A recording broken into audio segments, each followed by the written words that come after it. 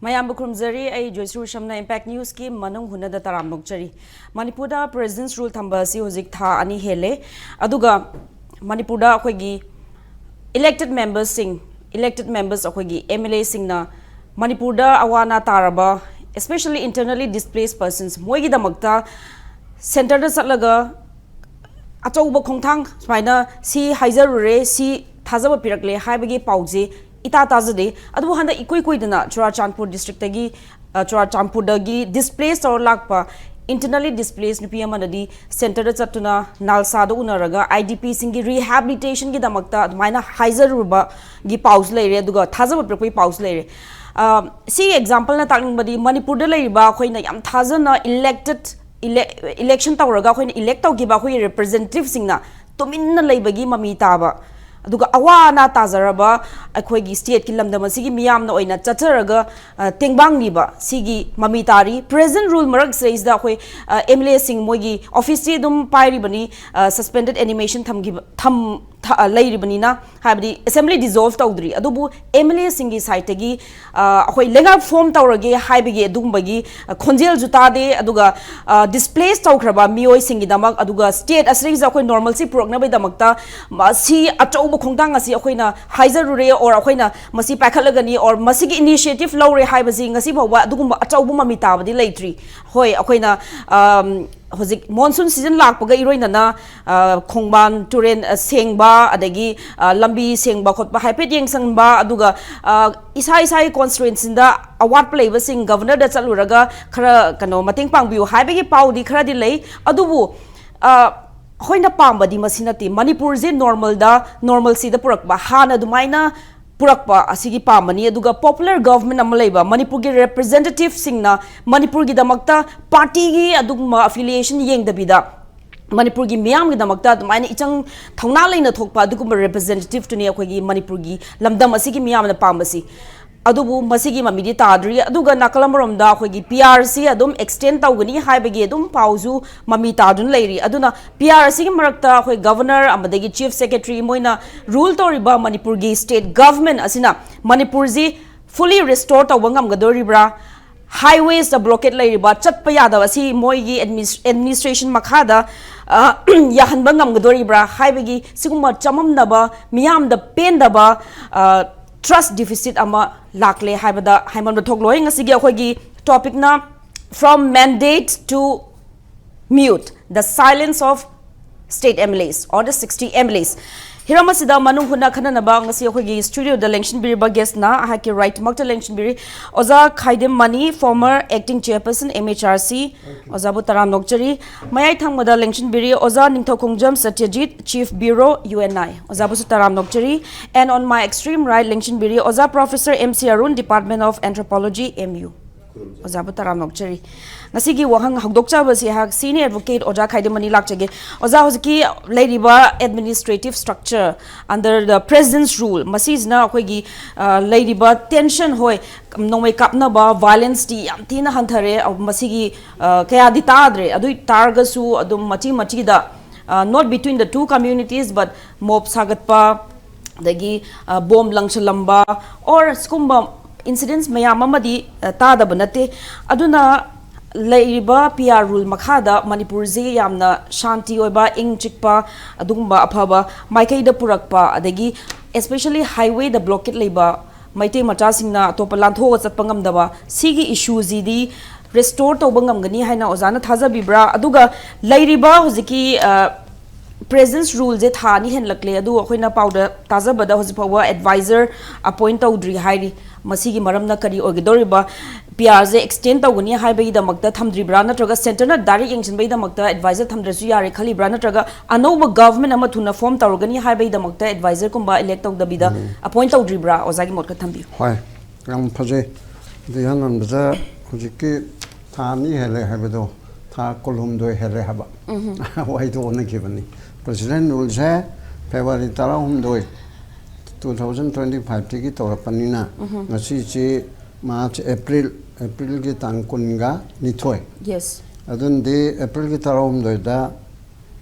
masi thani phare president rule ge baba o president rule hai president rule Manipur gi irang di chahi ani sudoi re hojiki irang masi irang chigena chahi kul tha kolom doi suraba aduga president rule na tha ani hele ba acha sim clear ore sigi manung da si thammi ba topic se from mandate to moot the silence of 60 MLAs Pida sum Manipur ge hojik tawri ba se sina tum ta mandate si miyamna karimba thabak ama taununa ba miyam la kontrana lebak sason to baya damnina moi humpu thona khaido aga maduda miyam gi power of attorney ai gi damakta nana lepak si gi damakta ai koi bo wayan thoda ba ama ma to bo khotpa lambi thong chema khotpa praja nungai hanana ba lo semba ai koi gi mo chendana chalu hai je this is mandate atopalon da harga power of attorney aina to gada ba thabak to ai mochina nang na leiba yon ba gi to biro du gi to biro ina power of attorney in alidana whatever ai gi mot ai gi phongdo kada punam to ai mochila nang na toro haiba du maina praja singi mandate che MLA sing the p aba adugumba mandate p graba sing aduna amuk mut ana hai talibdi mana pangba marun thokta bi wanate wangang bangam daba haidi marun thokta bi khangde thoga ki bi khangde wangang bak ngaman daba haidi absence of speech haiba chapcha mutki althase adugi tawdana miyamna mihut oina miyamgi chebali tawdaro oina thagat kharaga authorized tawraga noina wangang bak ngamdaba manda lera that means the silence of 60 MLAs MLA humpugi tumin leiba haiba duna ba adu hojik tawribse topic simakti yam chummabane akoina akoigi mohchinna lo semucho aikogi damakta debate toroso aikogi damakta afaba ngangucho aikogi damakta center da takchelso aikogi damakta assembly da warep lawraga atu tawro haidana sinegi besingche masi tawba ngamdabadagi haugi ba mamangla khara tawramaga so since 3rd May 2023 dagina hojik phawba as on today tha kolum doi makhairum sura aba hayang chit me ahum dadi chahi ani sudoramni asigi sida moina tawpham thokpa se amatta aigoi gi mohut chilaga tawdana base tawdre wangangdre lo semdre assembly da mai mayam chi unaga da ba unaraga apapata tanaraga tawgada bado tha taruk helaba bahunda tawgidre nam singa si lebedagi President of India na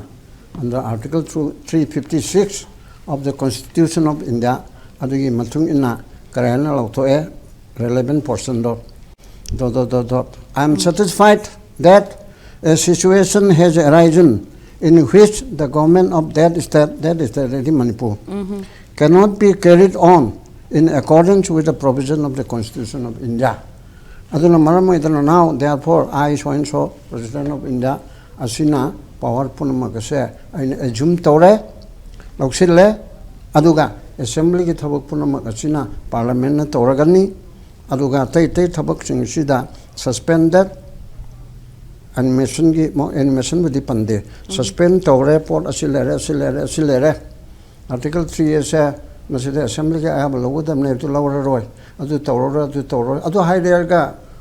se khatan te mamang ge tai so tum khatal ko president lord de article 3 gi state assembly da aya ba hangban dam ni ko kadam ne haibedu madhya pradesh ki maharashtra ge tai su leram de ba ko mani khata haiban te ai de loin ma power si tok laga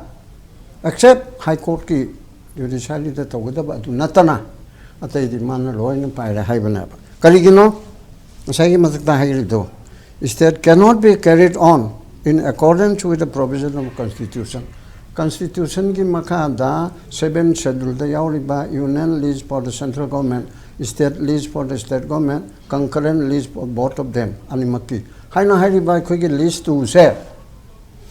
Asi mapung pana loe no other ngak pangamdre amatobungamdre right to life ngamdre fundamental right lariba article 14, article 19, article 21 and laigi dharmagi toba kuigi kanoda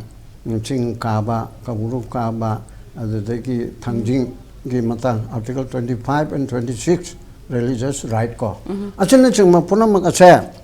machi noina ngak pangamdre aduna president na lawsi le president rule haibadi central government ki rule haibani not necessarily president na personnel to goda banate adudi masana adum yaujare ko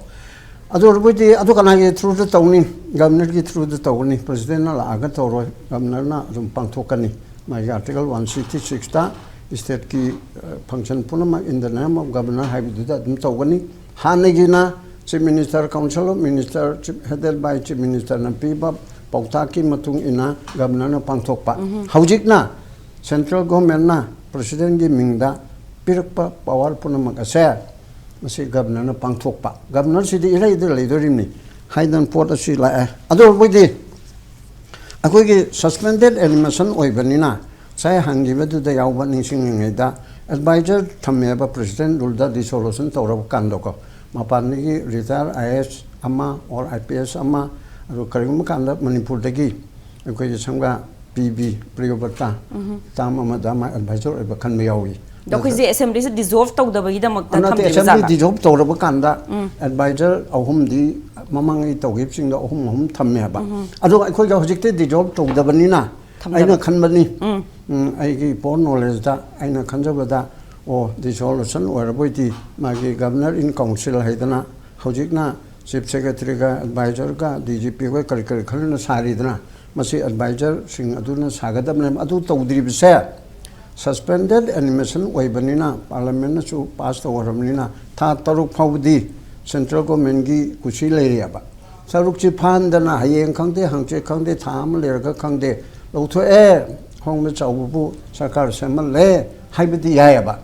aduna central government gi wakalon se moigi BJP gi majority du oibanina aduga 27 da su election leibanina maraga sida tha taruk phadring da ngasi hayeng dagina tha mali manga bhogi manungda BJP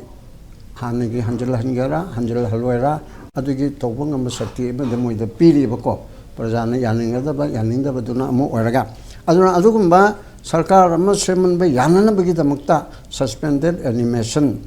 haibati MLAs is suspended the thamba tolokte dum pangbako chomnegi government employee ma suspend to ba khatang khene government employee me suspend to with the tolop to 50% la 1/3 la go subsistence allowance and period hingal leba hojiki sidi MLA ga lak ani makhaira adu dum phangane ba ko atai allowance ka di phamdar min phangaroi adu MLA amo ibigi assembly da tawdana meeting phading to ba assembly phammo khotpi question dum leraroi ado oza hojiki advisor se laitabani na state ki matang da yengsilak matam da advisor gi mathauji kanana taw MLA sina tawri bazala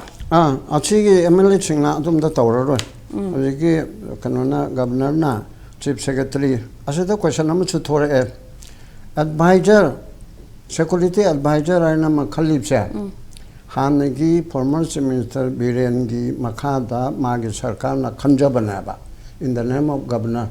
Koigi T. Ranjit Hanigi Home Secretary order to Ibdo in the name of Governor Naba 166 ta Ado Chief Minister ni Araga Council Minister Namabu Kalu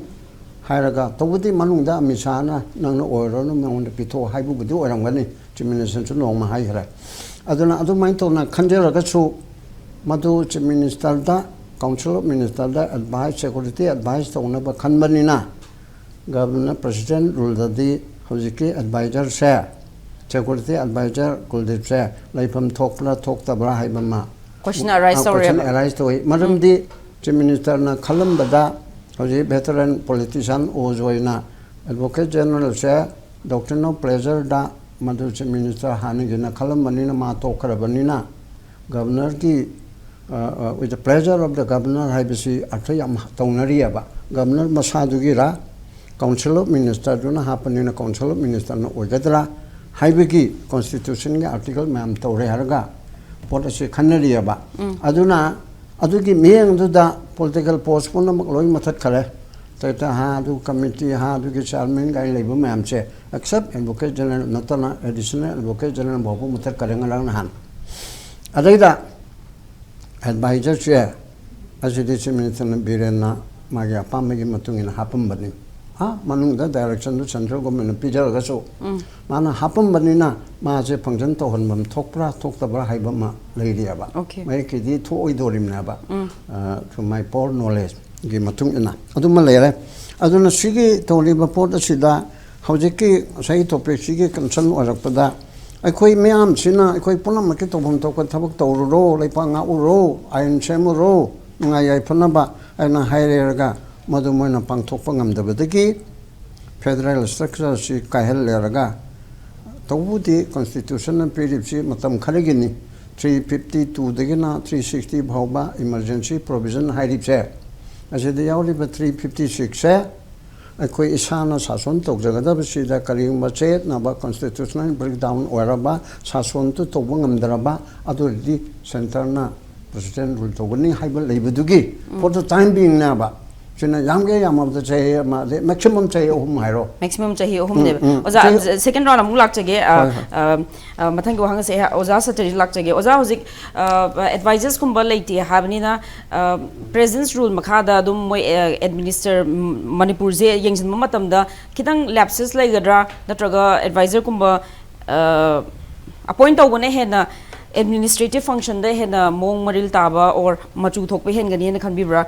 Adagi atoba wahanga mana hoji president rule sum thambaje masi political tool oina dum siznarabra rather than constitutional necessity habdi hoji yengpa matam da khoi MLA mandate like tabusnuti MLA singju like masing suna zu laizari aduga everything seems to be like in like yamthina hangasai constitution nung da law and order adu da mayam haib do hoji situations yeng targadi do we still need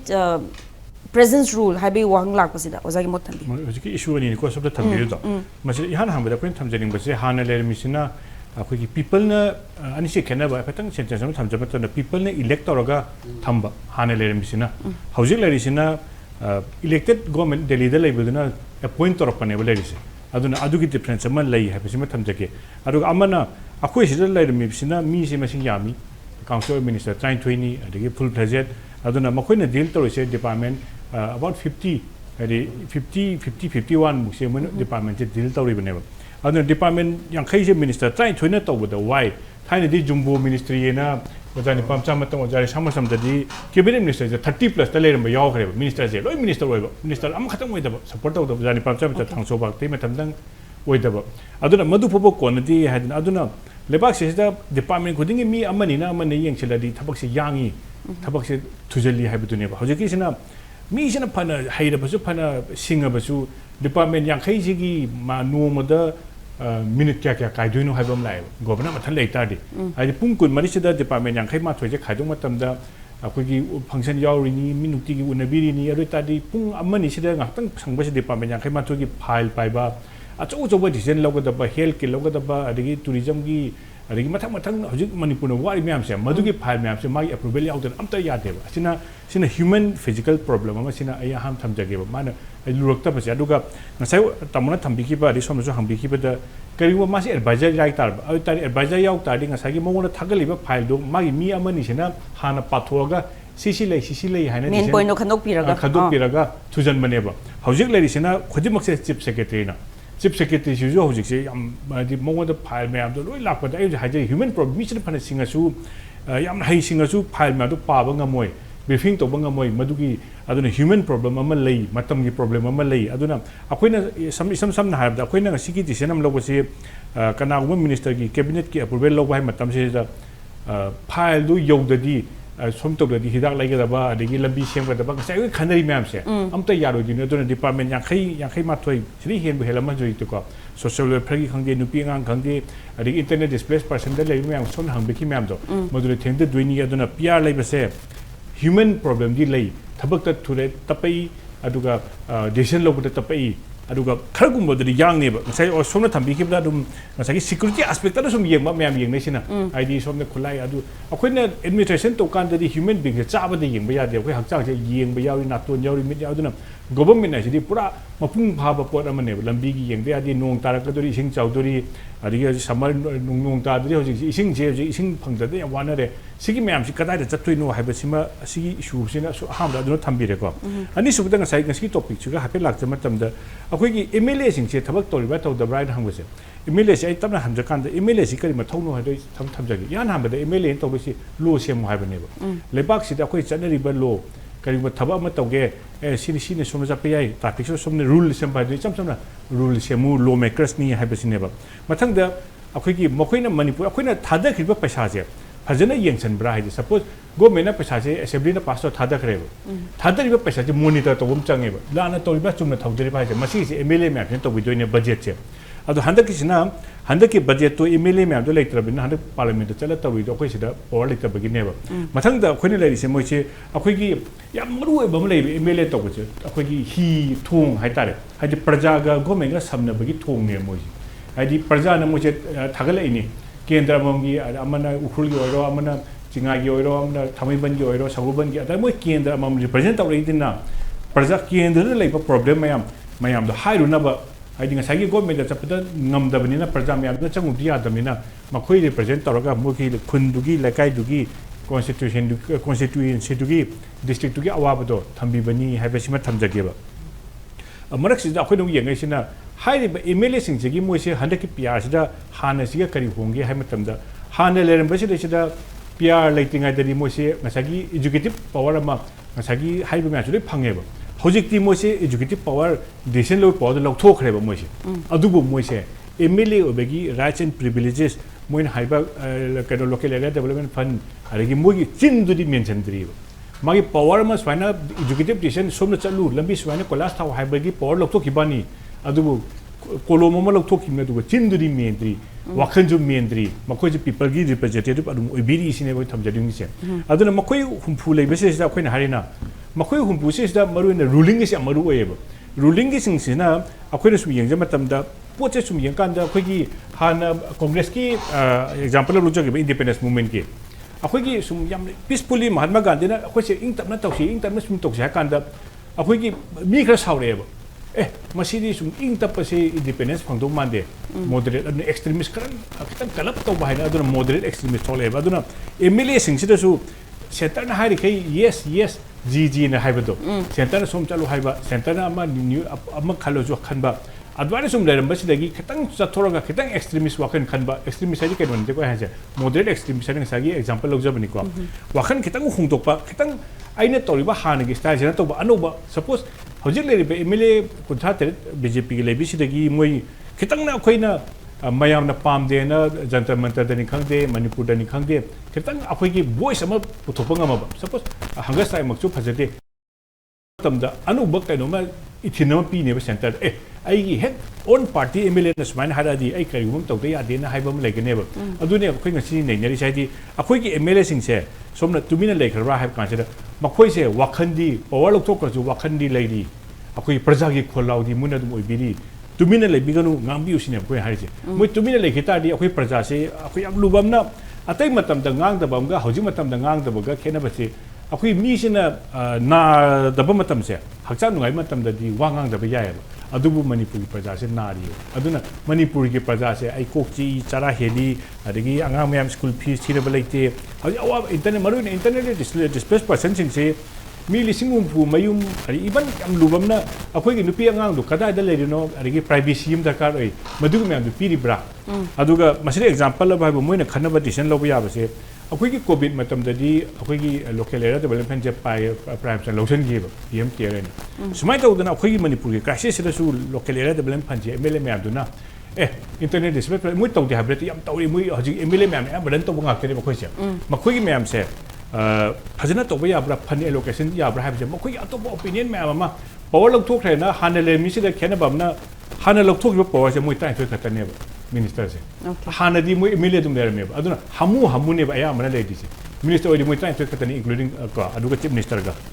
अदुबु अखोइना खनब speaker दी याउते को speaker दी तोप लेते even speaker दी मथंग election लोरगा मथंग corrector फौती Amo लोइदि फौदी speaker दी दुम लेदिनेबा even speaker से corrector फौदा दुम लेदोइनेबा अदुना अखोइना होजिक थमिसे मणिपुर की प्रजा मणिपुर की मिहुन खंगना अखोइगी हाना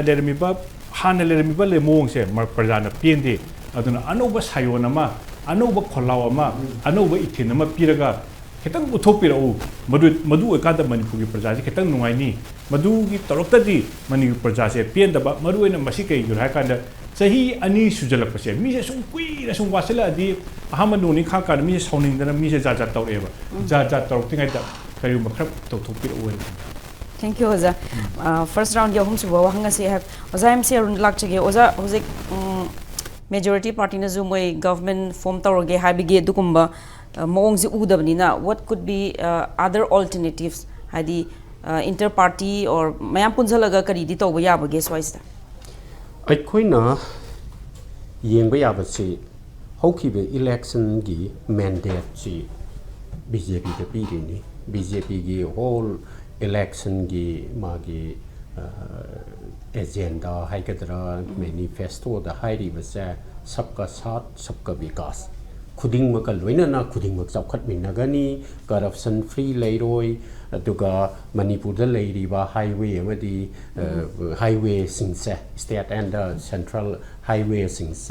at Singapore dagi hana nana kaino tawni plane tawa yana semgani numit chamagi manungdes semgani haidana Modi 1 da haikibani adudagi Biren 1 lakhare Biren 2 lae dagi Modi 2 lae Sigi mandate ama masida thajaraga noina hairiba pochinga sa noi tawbanga mabra yengu nakoi asa ekhoi gi mihutni haidana pikre amati atopa party khara ma karakpa singa dusu mangon da sawatle punna Manipur da magic ama tawragani Manipur da achouba saukhatpa ama khudikmaka loina na khudikmak saukhat minna bagi pot ama lakani haidana haibasini maduni mandate haidisa madugi mandate tu puraga chatkiba miyamna thajaba miyamna oihaningi ba potu pairaga chatkriba MLA singa asina mana tawbang ngamdabada natana Manipur sa mana tawni haibadugi opposite ta Manipur sa chingaga pubagi pot ama lae hojikti haibadi sabka saath sabka vikas ai do pura sarvanash tha bagi kaino ma ekhoi da ure kai ba pham amata da ekhoi da peningai oi ba pot amata Manipur da leitre Kaikin yengo, tabak subam yengo, tabak sinpham subam mayama, highly then government ki karigi machinery loin of a fair loibagi port ama aikoina ure. Adudagi handoctana corruption ki karigi potcha mayama hengalae. Adugi amana makhana free movement akari plane tawaya lambi same ni hairam buduna hojikti satpa phawba yaraktabagi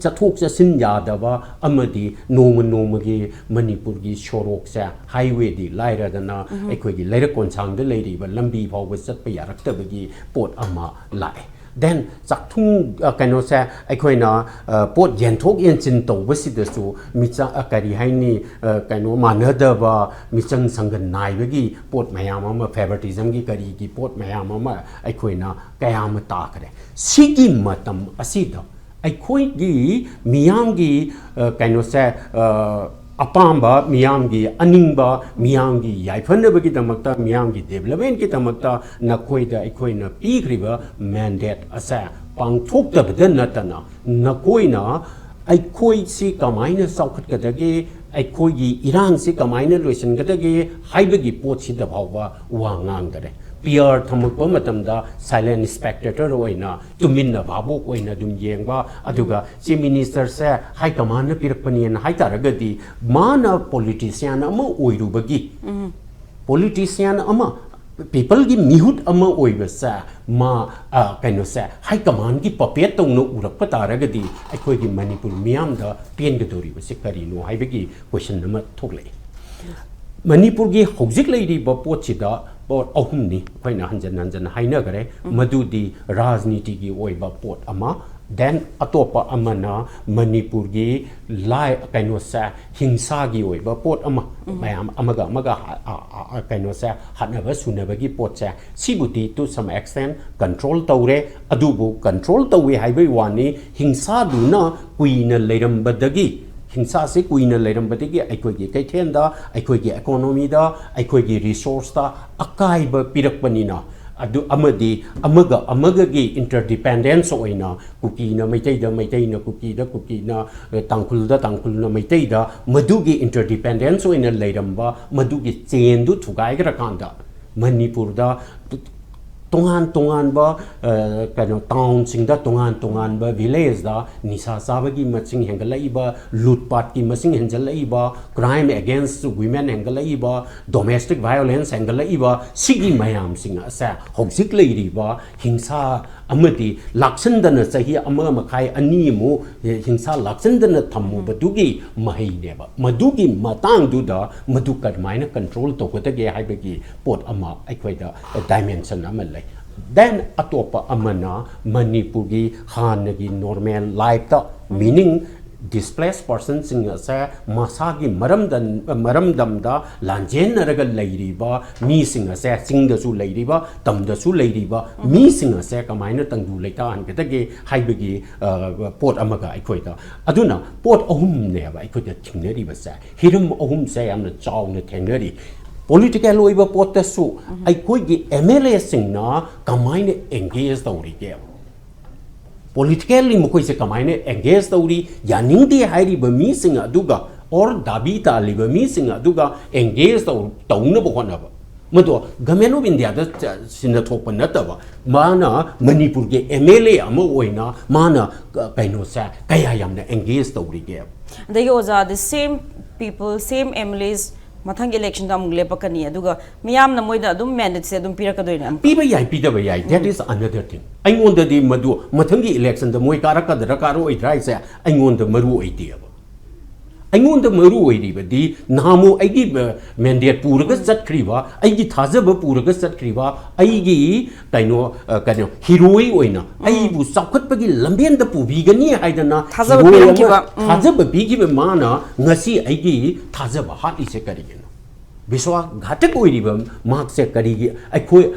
madugi biswa ghatak tu nangna ingon to riba karigi no haibedu ne han maru oyaba ngasigi MLA sine mathangi MLA di moi amo karakter moi amo mathang da thagat targa loire thazaba thugai gi MLA sing gi karak pa ya ba chance yam nem gre du karak basu oisanu karak ta basu oisanu ingon da madu maru oite miyamna ma se mathang ka handraga loire haibedu na parana te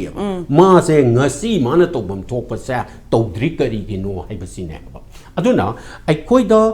politically mang se kaya yamna engage tawribage hingsa laksanaba amadi hingsa du na thugairamaba social fabric mayam singa sa kamaina amuk organic oina link tawhangadage haibagi potsima man khangadabani as well as tangdu leita dana leiriba samaja se mona tangdu leita hanba as well as mayum makai thadu aga kun kaino da saidang dana leiriba mi singa sa amu magi lamda magi mafam da magi hana tawjarami ba occupation du da kamaina salhalaga normalize tawkudage haibagi sigi hiram ohum asida makoina kari tawrige haibasine aduna sometimes government of India dagi lakwa paisa du DC gi through the la DC dagi paisa du lauraga mana ching yen ba kaino kambal yen du bu mana leba ki seba ne na lauraga di potu di lusalla dra ai koi ki swai da mitrang ngai ba MLA mayam am le kaino sa social welfare gi makha da piba all age pension gi card to MLA ne yele hai ba MLA gi mayum de yel laga mani yen ba male mani yen ba malhan ba sigi mitrang sa kaino da displaced person singi pote sumana to lei re ba that is another thing ai koina to ningi ba pote displaced person sa tangdu leita na mayum da amu halan gi ba yana na ba gi da ta mana kari kaino thodang lokalage politically then socially amadi kaino da or kaino da magi party manung do oiraga na mai high command tu na high up in bana ta high command na to rakaduriba command tu da mana kaya yamna influence to bangam bage high ba sine ba yenga do ri de adagi oza hojike hariba mitrang mayam je president's rule manung da ju moi je mitrang je dum sana bangam mibra mana president rule sa aikoi ge MLA sing na hana tawram da badugi mathakta amu hena o president rule le mina ikem li ai tri ai dana makhut ham dok na bagi chance oina lobudi yaro ya president rule itself se loi san na badu so magi moina to godabane aikoi da hai kamana kaino ma la di aikoi kaino tongni hairagadi magi makok yaudra magi mathona yaudra magi thamoi yaudra magi mamit yaudra hai bagi question nam la e aikoi na president rule hai ba sa temporary ni ta tamani ne sunga sai haibi khare masi di safety bahal pe constitution do kai be yana bo om khatna leiba se chief minister amana chief minister no oiba thabak tu tawraktraba hingsa to home minister na tawgada poche tawraktraba constitution da piriba provision cha existing government tu na tawdre haidano om khalla iba pot adu pressure to normalize the owner safety valve the peace long kap to ke one ever but kaptana adum kaptana lehen beti yaro ya aduna hanagi sarkar do madu na constitution gi provision do ngak pangamdre haidabani na constitutional provision ngak kadaba miyangi mandate tagi chatriba mi singa do not chemakadaba neba that is what we call democratic country democracy gi potu directory hedana safety valve to di amtang peace long thadok ki yai but maduna permanent solution nateba PR is not a solution PR I will say kind of solution namanati solution to di still I koi gi kind of thajaba hali ba mi singa do madu da akoi still thajari ya mana leba kind of say nupa tho aba mana miyam gi manipur gi hojik leiriba manipur gi miyam na aikoi gi last election da pi griba mandate to ngakani na anubu sarkar ama semak pasine bai koi na ngai riba sa hanagi sarkar do ko yadre pendre pare adubu nokoi gi manungda noi gi party da hojikti party amana thaina tro masina congress ki to thugai raga janata gi semba janata gi thugai raga ama semba adu nati makoi gi still command to di BJP da leibani na BJP gi manungda nakoi gi sarkar do pungam dre na ma resign to jagre natraga resign to han gre adu araga di nakoi da nupa thopa topa ma leitra bara constitution ngaka amadi miyang ge mandate to puraga aikoi se saukhat pagi lamben da pukhat pangam gadaba adugumba mi leitrabra adu leita raga di anuba sarkar ama sembiro aduga sigi PRC di aikoina temporary oina ubai wani asidagi aikoina kaisisu expect tongningai leite maramdi mongonda de akoi mandate pi de governor se aina kan banati governor se election tawraga khalapa ko chunati American governor singi natraga atopa system gi governor ga manati achidi kainona government of India gi messenger oina sita lapai wani aduna koi messenger da kainwa kui na paiba messenger na pau pu mi na luhong phan di pham yati dana adumaina aikoina messenger sida matam kui akhana power sina dana leiba siti aikoida kaino pamti aduna anuba sarkar ama semba pangi semba pami adugi damakta di mandate puraga satkiba MLAs singduna angachi su nupa thongna mating leina hogalakpa changi